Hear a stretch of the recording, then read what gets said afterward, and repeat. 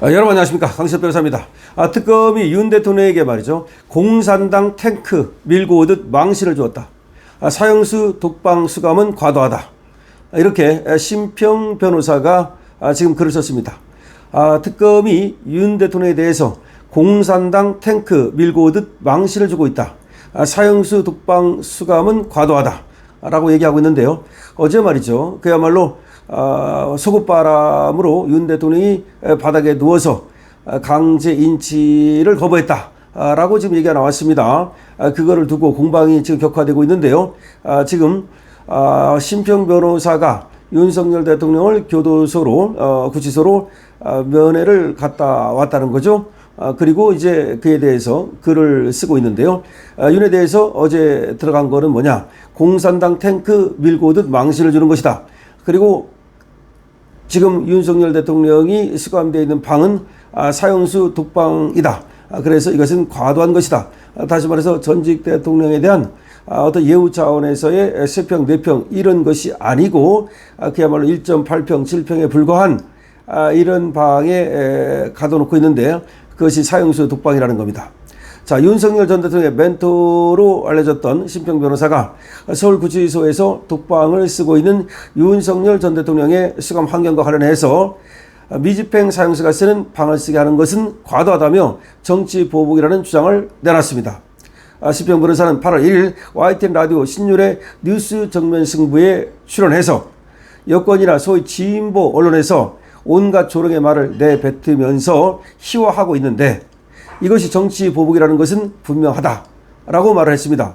그러면서 과거 전직 대통령들이 수감될 때나 한명숙 전 총리의 경우를 봐도 공동수용실을 개조해서 넓은 공간을 만들고 필요한 기자재나 집기를 넣어 수용생활에 예우를 해줬던 것이 사실이다. 그런데 윤석열 전 대통령에게는 이런 것들을 다 끊어버렸다라고 주장을 했습니다. 심평 변호사는 국내적인 기준으로 봐서도 정치 보복의 본질을 갖고 있을 수밖에 없다. 국제적으로 보면 브라질의 보우스나로 전 대통령과 비교할 수 있는데 이 사람은 더 심각한 사안이 있음에도 불구하고 불구속 상태로 재판을 받고 있다. 보우스나로는 지금 불구속 상태로 재판을 받고 있습니다. 국제적 기준에서 보더라도 윤 전 대통령은 과도한 지금 부당한 대우를 받고 있는 것이다 라고 설명을 했습니다. 그러면서 전직 대통령에게 아무리 흠이 있더라도 미집행 사형수가 쓰는 방에 전직 대통령을 몰아넣은 것이라면서 국민들도 실상을 알게 되면 과도하다고 생각할 것이다. 이렇게 지금 쓰고 있습니다.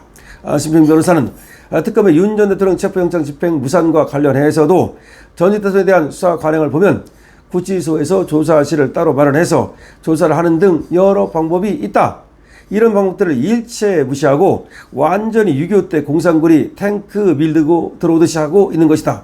그러니까 그렇게 강압적으로 탱크 밀고 들어오듯 한다. 이런 얘기입니다. 그러면서 심평 변호사는 윤 전 대통령이 수위를 벗고 정했다는 특검 발표에 대해서 한마디로 망신주의라는 목적을 달성했다고 볼 수 있다. 결국 망신주의라고 그러는 거 아니냐. 구체적인 모습이 어땠는지 알려지지 않았지만 여러 가지 합성 사진을 통해서 희화한 장면들이 돌아다니고 있다. 이미 벌써부터 삼각 팬티냐 사각 팬티냐 뭐 또 합성 사진 만들고 그래서 윤 대통령을 희화한 그런 지금 여러 지금 장면들이 돌아다니고 있고 지금 유포되고 있다. 윤 전 대통령의 건강 문제에 대해서는 자세히 여쭤보지는 않았다면서도 꺽꺽거리시길래 보니까 내가 요즘 소화가 안 돼서 조금 애를 먹고 있다는 말씀을 하셨다. 이어 살이 빠진 것은 분명한데 오히려 얼굴 안색이 평안하고 화평한 가운데 넘치는 좋은 인상을 받았다. 그러니까 살이 빠지고 건강이 또 안 좋은 것도 있지만 그러나 오히려 얼굴은 평안해 보이더라. 뭐 그런 얘기입니다. 그렇다고 해서 건강이 좋다는 얘기일 수는 없는 거고요. 마음에 그러니까 멘탈이 유지가 잘 되더라. 뭐 그런 말이겠습니다. 자, 심평 변호사가 다시 지금 매일신문에 지금 난 건데요. 이것이 지금 신율에 지금 프로그램에 나가가지고서 방송한 거를 매일신문에서 글로 쓴 겁니다. 그 내용에 의하면 지금 심평 변호사는 윤 대통령에 대해서 특검이 공산당 탱크 밀고 오듯 망신을 주고 있다. 그리고 사형수 독방에 수감했는데 그것은 과도한 것이다. 이런 얘기가 되겠습니다. 지금 사형수 독방, 그러니까 이제 원래가 그 여러 사람이 쓰는 방을 개조해서 윤 대통령이 쓰도록 그렇게 어떤 배려 내지는 그 전에 했던 관행 이런 것들을 모두 깨버리고 그냥 아무것도 대우를 하지 않았다는 겁니다. 그래서 사형수가 쓰던 방에 쑤셔놓고 그 다음에 집기 같은 것도 일체 넣어주지 않아서 책상과 걸상도 없다고 그랬죠.